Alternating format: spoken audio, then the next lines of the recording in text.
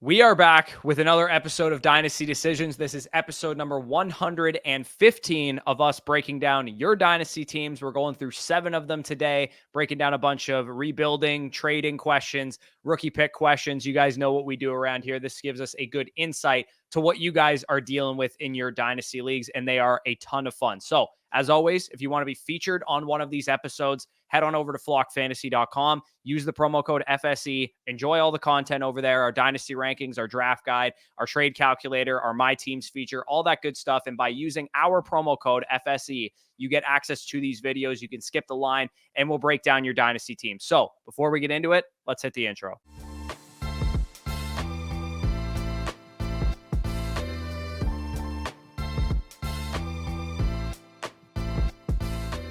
All right, so let's kick things off here from David L., who's actually YL Labrum in our new listener league. We just 2 rounds into the startup by now. I'm Jordan Love and Bijan Robinson pocketed an extra 2025 first, so feel pretty good about that. Yeah, and so far I was picking initially at the 111, moved up a little bit, got my first Caleb share. So far, rocking Caleb, A-Rich, and Malik Neighbors, feeling pretty good. But yeah, no, it's been a fun league so far. A lot of trades, but yeah, Labrum has been doing his own work too. Yeah, I think we're like maybe 20 picks into the draft right now. No, hold on. We're like 28 picks into the draft. I bet there's been more trades at each pick than there's been picks that haven't been traded. Like that's how many trades have gone down in this league. But yeah, it's going to be a ton of fun so far. Yeah, and shout out to Labrum walking away with a Lamar and Herbert start so far. So looking pretty fierce. Yeah, definitely. So his team here, 12 team, half PPR, super flex league, Bryce Young, Tua, Sam Howell, and others at quarterback. Gus Edwards, I'm looking at his running backs. Not a whole lot going on there. Just a very deep league, but not a whole lot of good talent. George Pickens, T. Higgins, Chris Olave, a couple other guys at wide receiver, Jahan Dotson and guys like that. And then at tight end, nothing really to speak of outside of Pat Freiermuth. Does not look like he's had his rookie draft yet. 102, 111, or 112, sorry, 202, 302, and 312 is what he holds. Looks like he's got an extra first and second banked up in 2025. So he said he adopted this team as an orphan, hence why it's not really in good shape. Before the 2023 season, he had all of his picks, and he went with Bryce Young, Mingo, Tajay Spears, and Bennett. So didn't really do too well in last year's rookie class, which definitely sucks. But I mean, me and you both ended up with some Bryce Young shares. Definitely hurts a little bit. I think my wide receiver room is my bright spot on the roster. So adding Marvin Harrison Jr. doesn't seem like the best value. Honestly, man, it would be great if you had Caleb Williams, and I would definitely inquire, see if you can get up one pick to go get Caleb Williams, and if it doesn't cost you too much, you could do it. But I'm very much fine just taking Marvin and adding him to this team, because even though Pickens, Olave, and Higgins are those are solid wide receiver options, a good wide receiver room, adding Marvin to that room really helps round out that position group, and you're having a lot less work to do at that position group than your other ones. Yeah, the one thing I will say that I would implore is if somebody at the 104, 105 is desperate to get Marvin Harrison Jr. on your team and you could pocket solid value, move down and still get a guy like Drake May who probably fits your team better knowing that you're weak at quarterback, I wouldn't mind that as well. But like Corey said, unless you're getting a good offer that you feel great about, just take Marvin Harrison Jr. Because to be honest, like people think like, oh, if I take Marvin Harrison Jr., I have to keep Marvin Harrison. It's like, if Marvin Harrison Jr. is like the wide receiver 3 in fantasy in the first 6 weeks of the season, like you're getting more for him than you are from CeeDee Lamb, than you are from Jamar Chase, than you are from Justin Jefferson on the open market at that point. Yeah, and he basically outlines that he does actually want to trade back for Drake May. He would love to go back a few picks and get Drake May at that point. But again, taking Marvin is never really going to be a bad idea. He said his plan basically is like 2025, 2026 are going to be his more realistic years, where maybe entering 2025, he's in kind of a house money window. 2026 is his real year to contend. He said his plan is to get like May / Rattler, Penix, and kind of fill out the quarterback core. I would say at 202, I'm fine taking either of Bo Nix or Michael Penix Jr. if either of them are there to help round out your quarterback position. And then he also says too, should I, wait to see what happens with Howell in Seattle or move quarterback assets? Again, you're saying like things like make a run, like you can't even be in that frame of mind right now. Your team isn't close. It's not close at all right now. So your point of view is anybody that has value, Gus Edwards, Zach Moss, Ty Chandler, any of those guys during the season pop for any reason, second round capital and they're off my team. Even 2/3 in some cases and they're off my team. You need to strip this thing clean. Only things that I'm really married to are really George Pickens, Chris Olave, Marvin Harrison Jr. if you add him. So your young quarterbacks are fine. Even Tua Tagovailoa, to be honest, I'd be okay moving off of. And Bryce Young too, if you can get adequate value for him, just because he's a little bit risky. But there's no reason why you should really be married to spending any of these draft picks. Any of the veterans that you have on your roster are all expendable for the right price. Yeah, no, I completely agree. At the end of the day, you knew what you were getting into when you adopted the orphan. You've done a good job so far, but there's obviously still more work to do. I mean, evidence of it. I mean, this trade on September 1st, 2024, trading off Kelsey, Ridley, Gibson, Pierce, the 2024 404. You pick up T. Higgins, George Pickens, Jawan Johnson, 2 firsts, a third, and a second. Like, this is a phenomenal haul. And this is, to be honest, like, I'm going to say it bluntly, this is exactly what your roster needed. Like, you needed to straight up fleece somebody like this to get back from a value perspective. Because I'm assuming before, when you picked up this orphan, like, it wasn't even in as great of a shape as you could put it in. So the fact that you've done the amount of work that you've done on this team already, like, you've already improved it a good bit. There's still a good bit to more to go. Yeah, and if that first ended up being 102, you absolutely fleeced that guy. But I'm assuming it was the 112 because you probably had a bad team this year, and that's where you got your 102 from. But anyways, I look at this team and I'm like, just keep making moves, man. Keep making moves, trying to make trades, pocketing second-round picks for productive running back assets when they pop up, pocketing second-round picks for, Jonathan Mingo if he has a spike couple weeks early on in the season, pocketing picks for Rashad Bateman if he pops onto the scene. Like, you have opportunities to move off of assets. That is absolutely what I'd be doing. You have a number of quarterbacks built up. If any of them reach a starting role, like Ryan Tannehill, for whatever reason, signs with a contending team because their quarterback got hurt in training camp, maybe you could sell him off. Definitely explore trading opportunities with a team like this, because as an orphan, when you take over an orphan, your mindset does not need to be, oh, how soon until I can compete? People don't leave leagues when they have good teams. Like, it's going to take you probably 2-3 years. You had it right when you said, it seems to me like 2025, 2026 is when I can start to even consider looking at competing. Again, we always say it all the time. Your team will tell you when it's ready to compete, and your team right now is telling you, don't even remotely think about competing. Yeah, and by the time you guys are watching this, you would have already seen Corey's own Dynasty Decisions going through the rookie drafts, kind of how some of his teams look. I'll be dropping mine either right before this video comes out or right after, pending the timing. It should come out this weekend. But regardless, like, your teams will tell you, and you'll see in those videos what your team should look like when you're putting those chips in. You want to make sure that you are covered at every single position, that you are strong with hammers, with adequate depth. In a start 9, obviously depth doesn't matter as much, but in a start 12 like this league is, man, like, you're going to have to go at least 8 deep at wide receiver, 4 deep at running back, a really good tight end and a solid backup. And to be honest, 2 strong quarterbacks and a solid third quarterback, maybe like a Bryce Young or a Will Levis value accrual type. Yeah, absolutely. So yeah, you got a lot of work to do. I think we could probably move on to the next team here, which is from Ahmed here. Looking at this team, we got a 12-team PPR Superflex league with Kyler Murray, Bo Nix, Trevor Lawrence as the main quarterbacks. Definitely very strong there. Very light at running back. Not much going on there. Amon-Ra St. Brown, never seen his name spelled like that, but Amon-Ra St. Brown, Marvin Harrison Jr., Drake London, Chris Olave, Nico Collins, Jordan Addison, Christian Watson. Very, very well built.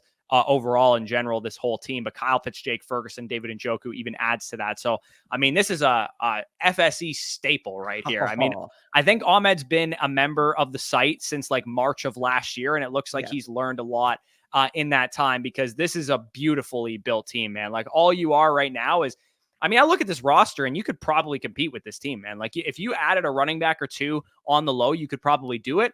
But at the same time, you kind of want to wait and see what happens here. Maybe you get some good production out of Devin Singletary. Maybe you get some good production out of Chuba Hubbard or Rico Dowdle or something like that, and you can buy in week 4 or week 5 a cheap running back veteran on the low, like a Josh Jacobs, who's maybe on a team that's destined to have a top 5 pick or something like that. So for me, this is kind of a wait and see approach, but I'd be definitely having my ears perked up, because I could see this team being very competitive, even with being so light at running back, to the point that maybe you could even transition one of your wide receivers. Jordan Addison sticks out as a sore thumb here, that maybe you could transition him into the running back position.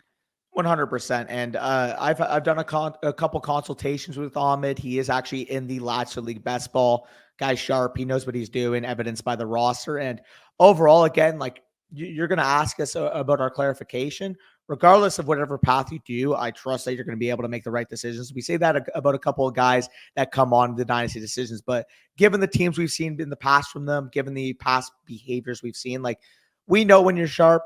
Ahmed, absolutely one of those guys. He does say here that he, last year ended 7th in the league, but barely missed the playoffs. And I mean, looking at the roster, like, the only way I could see you of not making the playoffs is the running backs maybe not giving you as much production as you could have wanted last year.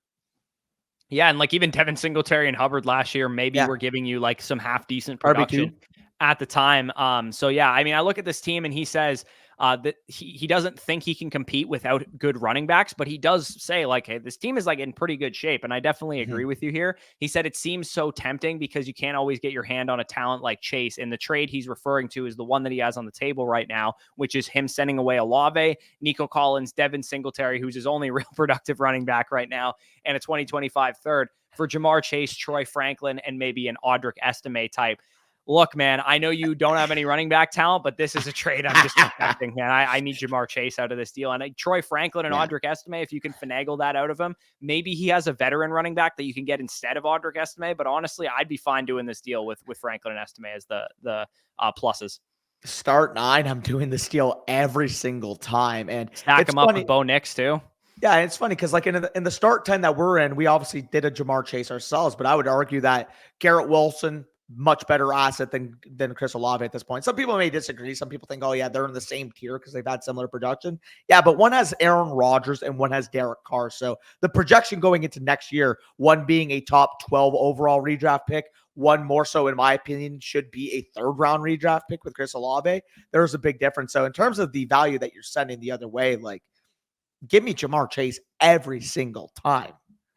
Yeah, not to mention, like, you got worse assets back on your side of the deal. Exactly. You just got Jahan Dotson back. Danny's referring to a trade, by the way, if anybody's confused, where Danny sent me Garrett Wilson, DJ Moore, and Keon Coleman for Jamar Chase and Jahan Dotson. So it's a very similarly structured trade where you're getting 2 good wide receivers. You got much more value. Like, I got Coleman, which is better than Singletary in a 3rd. And in this deal, he's getting Franklin and potentially Estime as well, which is better than Jahan Dotson. So that's why we're saying it's a pretty good deal because it's kind of structured similarly to ours. He says, any suggestions on trades I can do to get some running backs to help my team compete? I already kind of mentioned it. If you do make this Chase trade, man, St. Brown, Chase, Harrison, London, like, that is a mental starting group of wide receivers in a 2 wide receiver, 2 flex.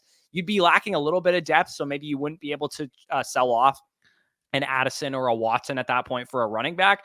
But man, you could always just explore trade possibilities. Maybe because you trade up and tier up for a Jamar Chase, maybe you could tier down from Drake London, and you could tier down Drake London into DJ Moore and Kyron Williams or something, if somebody's worried about the injury that he suffered in OTA so far. So you have some flexibility. Like I said, it's going to be hard to get running backs on this team, sans just spending your 2025 picks on running backs, but it's a wait and see approach. If you find opportunities where running back production can be bought for cheap, I'd be okay selling, say, my 2025 1st and 3rd for, I'm trying to think, Josh Jacobs and Joe Mixon. If you can throw a 1 and a 3 at those 2 guys, and maybe you have to throw in a piece on your bench, David Njoku, Jake Ferguson, something like that, to get that done, to me, that makes some sense. Your tight ends also, you're a little bit heavy at that position. You could sell off one of those guys for a running back as well. Absolutely. And that's what I was going to mention as well. Maybe you can leverage one of your tight ends. Feels like Pitts would actually be the one that I would try and sell, given that you have London already and he's worth the most. You could probably get the most for Pitts. So he would actually be the one that I would be looking to sell. Can you get Devon Achane and a little piece for Kyle Pitts on the market right now? Dude, if you could, I would love to package Pitts plus a pick or something into 2 running backs. If you could, if you could sell Pitts in a second for Rashad White and Isaiah Pacheco or something like that, I would be okay doing that.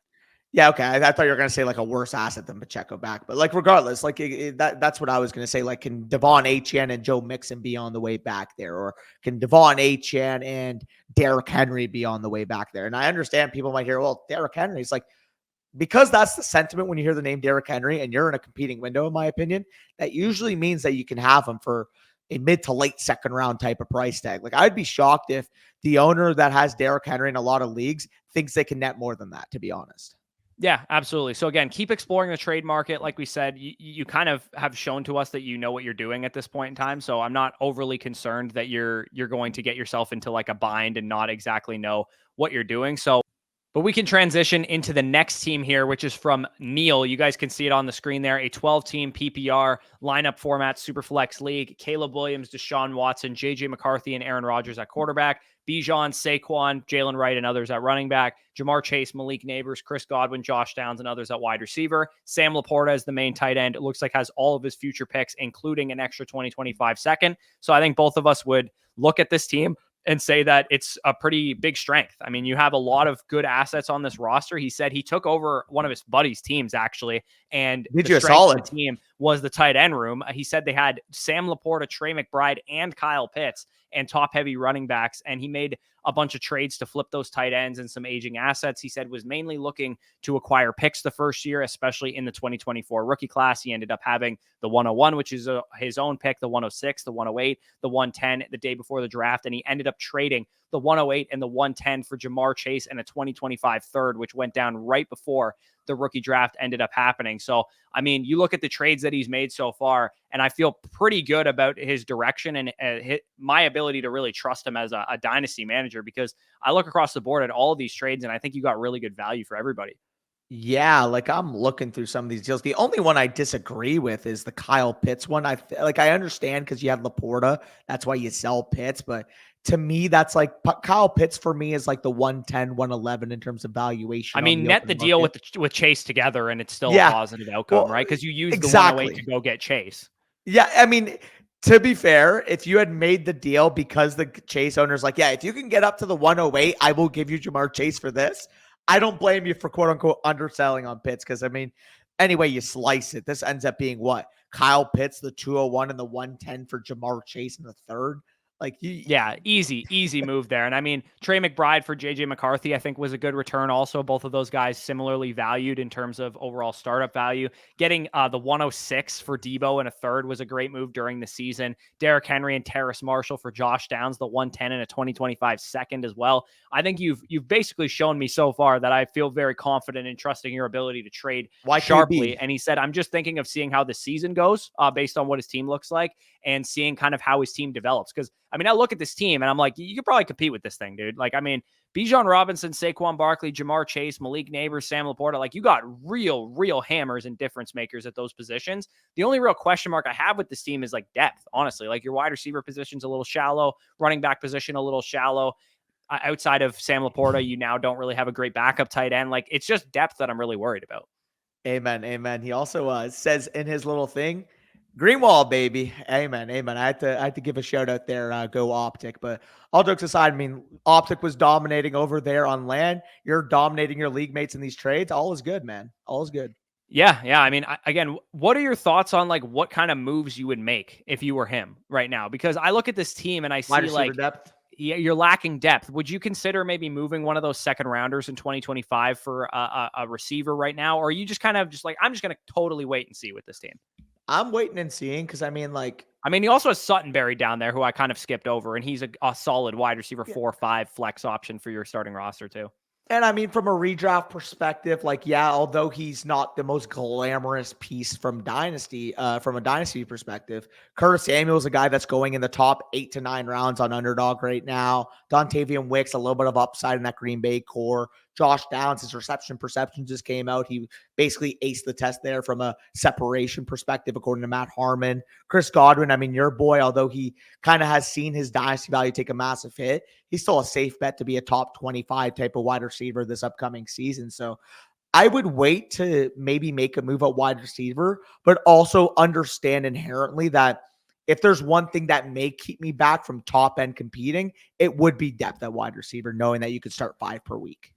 Yeah, I wouldn't be opposed to trying to see what Deshaun Watson or Aaron Rodgers can get you on the open trade market, depending on which guy is like the popular name for your league. Because if you could transition Deshaun Watson into a similarly valued wide receiver, and off the top of my head, if you could get like DJ Moore, Michael Pittman, somebody like that for Deshaun Watson, that would make some sense. Or maybe Aaron Rodgers nets you like a really aging asset. Like I'm trying to think off the top of my head. Maybe Aaron Rodgers gets you.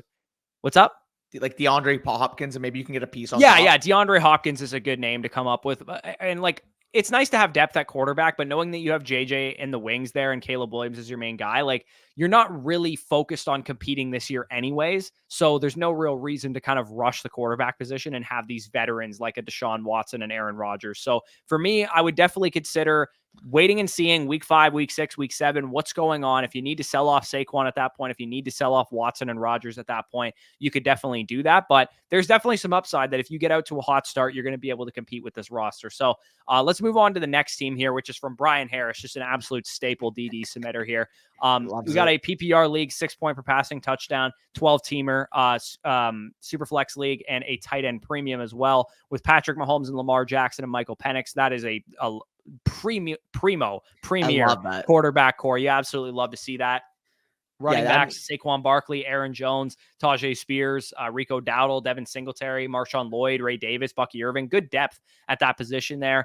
Brandon Ayuk, T. Higgins, Cooper Kupp, Amari Cooper, Calvin Ridley, Christian Kirk, Xavier Worthy at wide receiver, Dallas Goedert as his main tight end there. Also has listed where his rookie picks were, but it looks like he spent them already. I'm assuming he got Xavier Worthy at 108. I'm assuming he got at 206, one of these guys here, Malachi Corley, potentially. I'm looking at the board. It was probably the Penix actually, is that he got at 206. But I mean, Worthy at 108 over Bowers, considering your wide receiver and tight end position, might have, like, I actually had Worthy over Bowers, so I don't disagree with the sentiment of taking Worthy over Bowers, but given your tight end core, I probably would have taken Bowers there.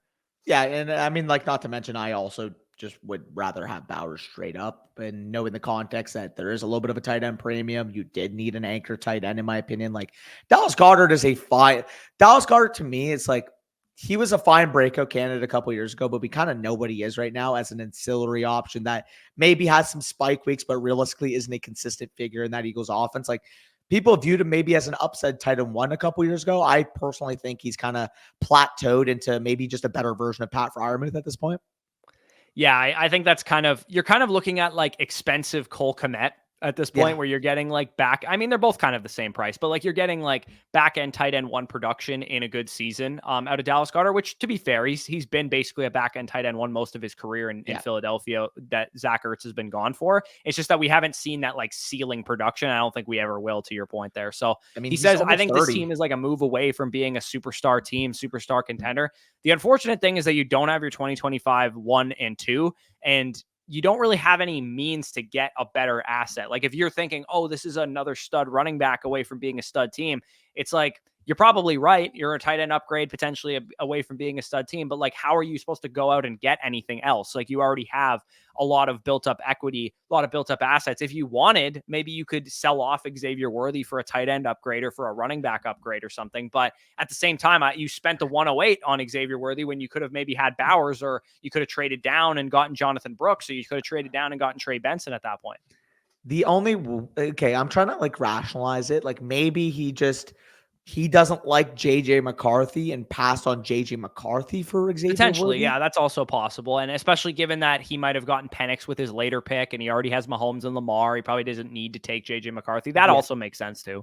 Yeah, I could see that being the case. However, I mean, we would have advocated, if you're on the clock at the 108, even if you don't need JJ McCarthy, somebody in your league would have. So I would have traded up for Bowers at 107 if he went 107 too. Like, I would have swapped some of your thirds or whatever just to go up and get Bowers in your situation. But regardless, I mean, I look at your team and like, yeah, like you could probably stand to upgrade your RB2. You could probably stand to upgrade your tight end position. But I mean, you got hammers at quarterback, man. Like, those guys are going to be locks for 25 points per game. Saquon's going to be a stud. Ayuk, Higgins, Kupp, Cooper Kupp. This is confusing. Cooper Kupp, Amari Cooper, Calvin Ridley, Christian Kirk. Those guys are all going to be pretty solid for you. So yeah, you could shed a receiver if you wanted to and try and transition it into a running back or a tight end upgrade. But unless an opportunity presents itself where you're kind of like winning that trade, quote unquote, where somebody's willing to give you Mark Andrews for Calvin Ridley and Dallas Goedert or something like that, I'm probably not exploring trades like that. But Andrews would be the type of guy that I could be okay going and buying, given that his market value is a little bit lower and maybe Dallas Goedert plus gets you to him. Yeah, 100%. I mean, at the end of the day, you kind of know where you're weak. You kind of mentioned at the same time, this is still a well-structured team overall. And again, I was mentioning it with Ahmed, Dr. Brian Harris. He submits a lot of teams. He's got a good head on his shoulders. I trust him to be able to make the right moves. Yeah, I mean, he's also a doctor, and we're just a bunch of idiots on Amen. YouTube. So he's probably way smarter than we are, too. So Facts. let's go on to the next team here, which is from Brockodile. First best ball team in a while here. 12-team PPR best ball, half tight end premium, 6 point per passing touchdown, super flex, exactly the league scoring format of the Bush League Best Ball Dynasty League, but I don't believe Brock is in that league. Josh Allen, Kyler Murray, Drake May at quarterback. That is nails for a super flex best ball right there. Zamir White, Kendre Miller, Rico Dowdle, Kamani Vidal. I have so many running back cores built out like this. It's actually hilarious. But yeah, not much to speak of at running back, but Marvin, Malik, Brian Thomas Jr., Jahan Dotson, Javon Baker. So it tapers off at wide receiver, but you do have 3 guys that are really good options long term. Dalton Kincaid, Kyle Pitts as the main tight ends there also feels pretty good. He does have a 2025 first, second, and 2/3, and then an extra third in 26 as well. So, I mean, I look at this team. I think you got some real stud caliber assets, which actually take a little small hit in best ball. Obviously, depth is going to matter a little bit more in best ball, but I don't know. What say you about this team? This is one of those challenging builds where I would love to have a lot of assets in the bank to keep building this thing up. The only problem is you kind of just have your own picks going forward. I mean, it's very strongly set up regardless, like especially at wide receivers. Like you have Marv, you have Malik, you have Brian Thomas Jr. And like you said, from the best ball element perspective, like you still have spike week potential with a guy like Jahan Dotson, potentially Javon Baker working with Drake May, Luke McCaffrey, Malik Washington on that Dolphins offense. Maybe Treylon Burks takes a step. Regardless, like in a best ball specifically, in a lineup, I'd be more worried about the depth, but in a best ball specifically, I feel like I have enough point equity from that collection of wide receivers to be able to be satisfied. Not to mention the fact that you have 2 stud tight ends that you can leverage one of them to potentially add maybe a running back plus a wide receiver back on this team. That's probably the direction I would lean. Again, like Corey said, you have a ton of stud assets. If you can use a guy like Kyle Pitts or a guy like Dalton Kincaid, though, because you have Josh Allen, I'm probably more likely to move Kyle Pitts. If you can net, again, like a strong running back and a strong wide receiver, like let's just say Kyle Pitts plus that second, can that net you like Jonathan Taylor plus, a solid wide receiver projection? Like I'm trying to think a random wide receiver with about a second. Yeah, I mean, I don't think you're going to get something like that, to be honest. I think it's probably more likely that you sell off Kyle Pitts and punt him into 2025 first and second round capital, and then you kind of do another reset this year, do another kind of tank year, and then you're looking at, because you got 3 rookie wide receivers, right? Like, so to me, I look at this team and I'm like, I wouldn't try and compete this year. You got 3 rookies. As much as Marvin and Malik Neighbors are going super high in redraft leagues, they're still rookie wide receivers. So I would probably plan to punt one more year, build up pick equity where you can. Maybe you can sell off Zamir White for a future second in 2025. Maybe you can sell off Javon Baker on some training camp hype for a future second. Maybe you can sell off Marvin Mims after a big spike week or whatever. It's one of those teams that I look at and I'm just like, I'm going to just try and sell off pieces and punt it into more capital so that by 2025, I'm in my house money window and I'm actually ready to go. Because I think if you tried to push this thing a little early, it could end up working against you because your team isn't really aligned with a competitive team right now. I mean, for the record, I wouldn't push. Like the max I would give is my 2 if I'm offloading Pitts into a running back plus a wide receiver. That like those first round picks you're not touching. Like I just want to clarify that right now. If you are to transition Kyle Pitts with the draft pick, the most I would give with that draft pick would be a second. Yeah, and he also mentions like it's tough to move Pitts in this league. Not everybody values him. He also mentions it's a 1.75 tight end premium, not a 1.5 tight end premium. So, I mean, if nobody wants Pitts, then even though you have the stack, I'd be okay moving Kincaid as well. Like if people just don't want Pitts, you could always move off of Kincaid. He also says like, would it be smart to tier off of or tier down from some of my elite assets? And he uses Josh Allen as an example. If he can get a Godfather offer for one of those guys, that's the only way I would do it. Like if somebody's willing to give you, Caleb Williams, a first and a second for Josh Allen, like sure, you could do something at that point in time. But in my experience, like we would give that advice to everybody who's in a situation like this. But in my experience, those deals don't come around too often. It's much harder to get somebody to pay up big for a stud asset than it is for you to just hit on your draft picks and replenish your depth. Especially too, because the people that want to move up to Josh Allen are going to be the guys with like Tua. I love Dak, but Dak, Brock Purdy. I mean, like even like maybe the best you can get is like a Trevor Lawrence plus. But like after that, it's like if they have like Jordan Love, like would they move up? I don't really know.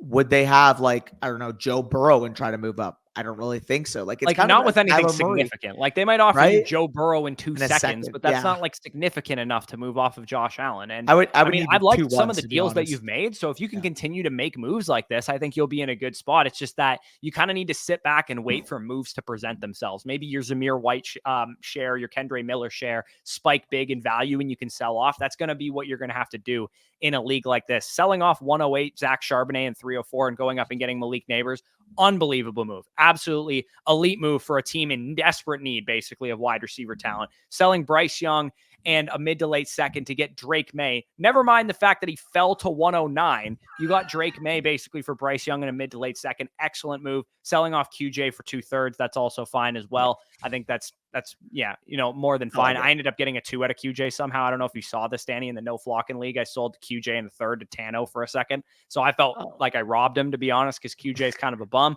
But anyways, if you can continue to make moves like this is definitely something that I would feel really comfortable with too. So, and he also says everybody's a Seattle Seahawks fan and they all hate the Patriots. That's why Drake May fell to 109.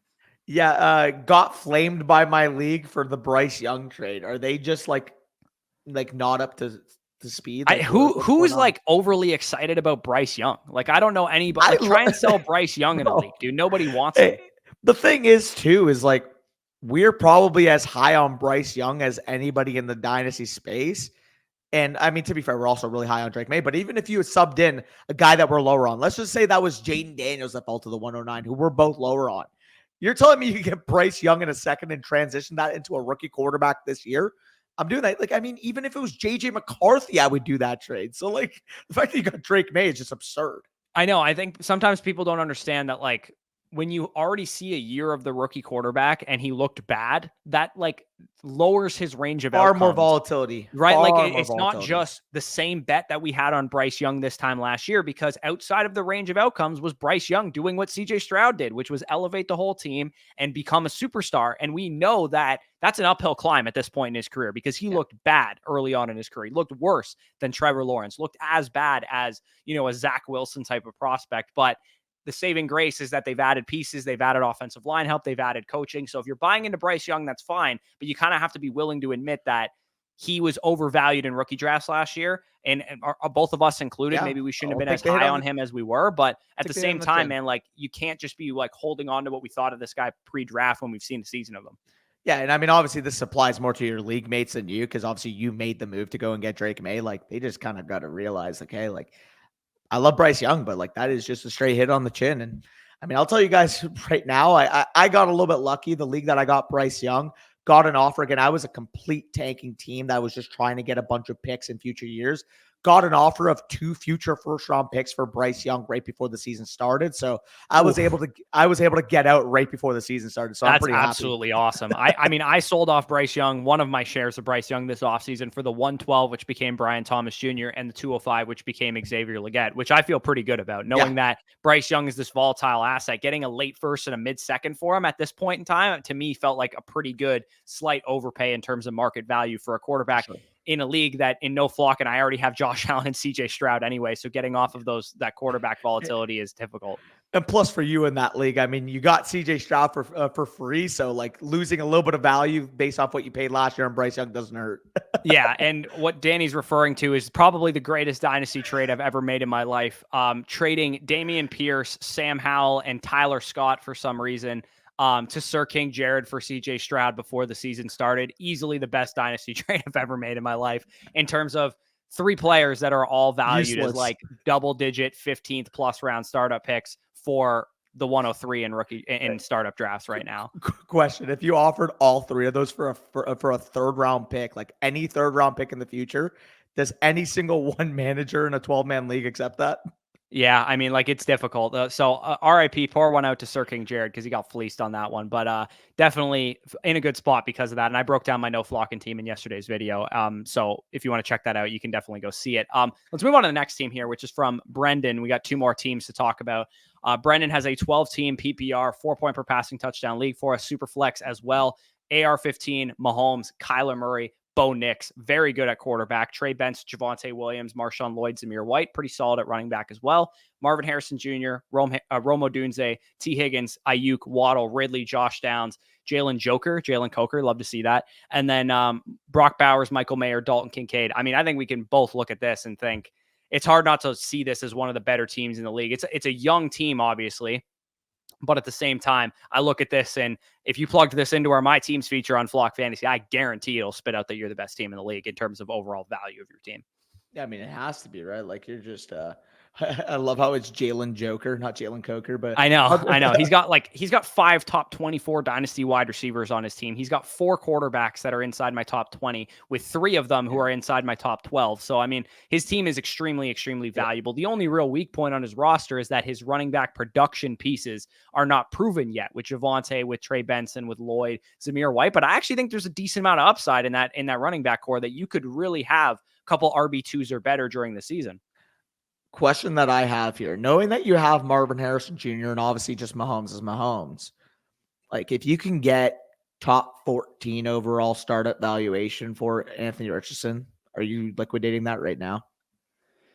Yeah, I think I'd be willing to do it. I'm a little bit lower on the risk profile of Anthony Richardson. I recognize how high the ceiling is because his fantasy rushing production and how high top 4 startup market value is really there. But if you could swap him straight out for, like, I mean, you kind of need running backs, so it's challenging to move off of a quarterback for a running back. But I mean, in our startup that we're doing right now, Anthony Richardson and Bijan went like back-to-back picks. So literally back-to-back. You could probably get Bijan plus for Anthony Richardson, and you took Anthony Richardson and I took Bijan. Yeah. So this is literally our evaluation of these players. Yeah, I mean, like I felt great about getting Anthony Richardson. I think I got him 16th overall. You actually, I believe, like you sniped me on Jordan Love. I think you were eyeing with Anthony Richardson with your other pick too, right? Yeah, I picked Jordan Love at 201 and I picked at 205 also. And I was hoping one of Kyler Murray, Trevor Lawrence, or Anthony Richardson had fallen to me. Trevor Lawrence was the one that fell, but I already have like a million Trevor Lawrence shares and I only have 1 share of Bijan.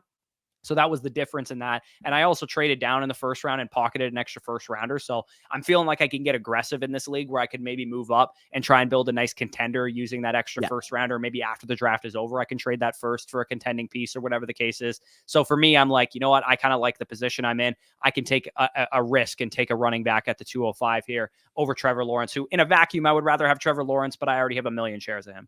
Yeah, 100%. But overall, I mean, you're in a good spot with this team. Like I said, if you can liquidate Anthony Richardson, like what would just straight pick value, what would you personally be looking for Anthony Richardson? Because 2 doesn't feel like enough, but 3, I doubt you're going to get. It's probably somewhere in that sweet spot between, right?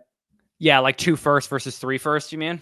Yeah, it's probably a sweet spot between because I think selling for 2 on the dot would be an undersell, but I don't think many people would give you 3. Yeah, like I said, I would actually be more willing to go after one of the stud running backs plus some extra pick equity. Like if you can get Jahmyr Gibbs, Breece Hall, or Bijan Robinson plus a second even, I'd be willing to do that for Anthony Richardson. You might even get more than that. If you want to give up Anthony Richardson and maybe another piece like Anthony Richardson, maybe get 2 running backs. Josh Downs stack, maybe you give up both of those guys and you get Bijan Robinson and another wide receiver, another aging running back like a James Conner or somebody like that. That might also help your team out. If the guy that has Gibbs, Hall, or Bijan also has like Isaiah Pacheco on their team, and you could throw back like, I don't know, Zamir White. Because I mean, you have Kincaid just burning a hole in your pocket too. Like you could always try and sell off of one of your tight ends, whether it's Bowers or Kincaid. Yeah, I forgot he had Kincaid. I don't know why he's below Mayer there, but I guess just duo the Raiders tight ends together there. But either way, you're in a really good spot. I don't think we have to spend very much time on your team. He does have some trades listed here where he sold off Chris Godwin and a 2025 second for the 203 and 204, which he had then eventually picked Bo Nix and Trey Benson with. Again, at face value, do I think I like this value for you? It's like, I think it's a fair trade, but knowing that you got Benson, who I had ranked at 201 coming into rookie class, and Bo Nix, who I had ranked at 112, I really like that trade for you. Yeah, and then, I mean, I guess like you just realize, hey, I actually just don't need a quarterback at all. This guy behind me really needs a quarterback, so I can just move down a pick, get Marvin Harrison Jr. Like, this is better. It's better than you picking Marvin over Caleb. That's the only thing I'll say about this. I would have rather gotten something better than the 309 and Jalen Hyatt, but if that's all that's on the table, then I'm fine doing it. At the end of the day, what do we preach on this channel? This is Dynasty Decisions DD, but the other DD that we preach is due diligence. And what you were doing here is, hey, I do not need the asset that is Caleb Williams. I already have the most stacked quarterback core in my league. can I just move down and pocket anything to be able to take the guy I want anyways with Marvin Harrison? You did it here. Again, people might argue you probably could have gotten a little bit more, but at the end of the day, you got something. And a lot of people would just go and take Marvin Harrison without trying to get something. So I like that you actually went out, got active, and got a little bit of peace. Because, I mean, who knows? Marshawn Lloyd is probably also not like he was probably going higher than 309 in most leagues too. So it's basically like you got the 302, 303 or whatever too. 100%. I mean, you got a free Marshawn Lloyd and a free Jalen Hyatt for just checking the phones. Yeah. And I mean, I'm sure you tried to sell Mahomes. I'm sure you tried to sell Kyler Murray. I'm sure you tried to sell Anthony Richardson before actually making this decision to not take Caleb Williams. So I trusted that you did your due diligence, like you said, and you ended up getting something. You didn't have to take Marvin straight up over Caleb Williams. You were able to pocket a little bit of plus just to move down that one spot. And I think it probably worked out for both teams because I'm assuming the person who came up for Caleb Williams probably needed a quarterback. Well, for reference, so in the startup we're doing right now, I took Caleb at the 109. Marvin Harrison Jr. went at the 112. So realistically, like getting a third, maybe you believe in Jalen Hyatt to move down from the 109 to the 112. Yeah, like, is it like complete max value? No, but you got something and you got a piece that helps you satisfy your structure, to be honest, because an extra quarterback versus an elite wide receiver heading your wide receiver room, which I definitely think you needed a wide receiver, sharp move.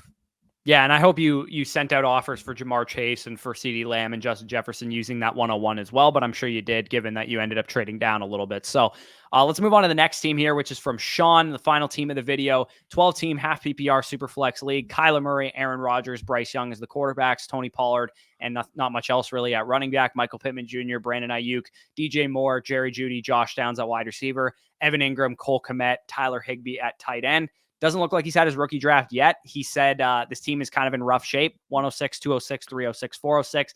Never where you want to be. And I would almost like say that I could have guessed exactly where you were picking in your rookie draft based on the team, because this team's pretty fucking mid. MID. Yeah. Mid-team, 106 pick makes a lot of sense to me. Yeah. I mean, at the end of the day, like, are we going to crucify you for not being a little bit more diligent in season to try to tank that pick, knowing that realistically you're like, even if you had made the playoffs, would you have had a strong chance to win the championship, knowing that Kyler Murray was coming off the ACL, Aaron Rodgers obviously off the Achilles, he was out for the year, Bryce Young not really looking good, Sam Howell was probably the quarterback one for the majority of last year.